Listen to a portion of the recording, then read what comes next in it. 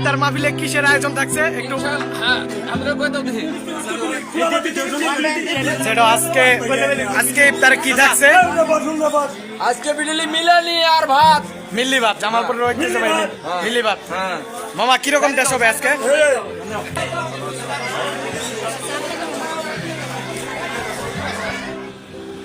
আমাদের জামালপুর জেলার ঐতিহ্যবাহী মিল্লি ভাত, অনেকে বলে পিঠালি, আবার কেউ বলে মিল্লি ভাত। বিভিন্ন জেলায় এরকম মিল্লি ভাত অনেকেই চিনে না। আমাদের জামালপুরের লোকরাই বেশিরভাগ এই মিল্লি ভাত চিনে এবং খেতে অনেক সুস্বাদু লাগে। সত্যি আমাদের ইসলাম ধর্মে আল্লাহ এমন একটা বরকতের মাস দিয়েছেন, সেটা হচ্ছে পবিত্র মাহে রমজান। আজকে ইফতার মাহফিলে কিসের আয়োজন থাকছে একটু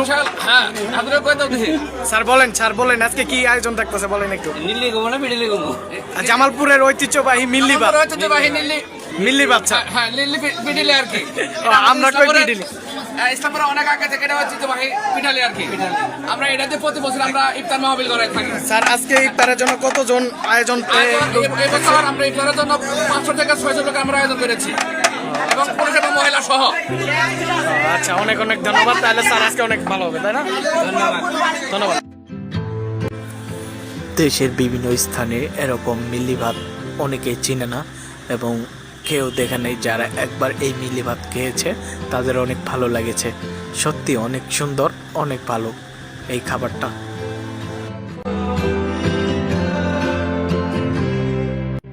পবিত্র মায়ের রমজান প্রায় শেষের দিকে। আমাদের গ্রামের অনেকজন অনেক জায়গাতে আছেন, বিভিন্ন ধরনের কর্মের উদ্দেশ্যে তারা ঢাকা থাকেন এবং বিভিন্ন জায়গায় থাকেন। তারা অবশ্যই ভালো মতো গ্রামের বাড়িতে আসবেন, দেখে শুনে আসবেন। সবাইকে ঈদের শুভেচ্ছা জানাচ্ছি। ঈদ মোবারক। এবং সারা দেশের মানুষদের জন্য শুভকামনা রইল।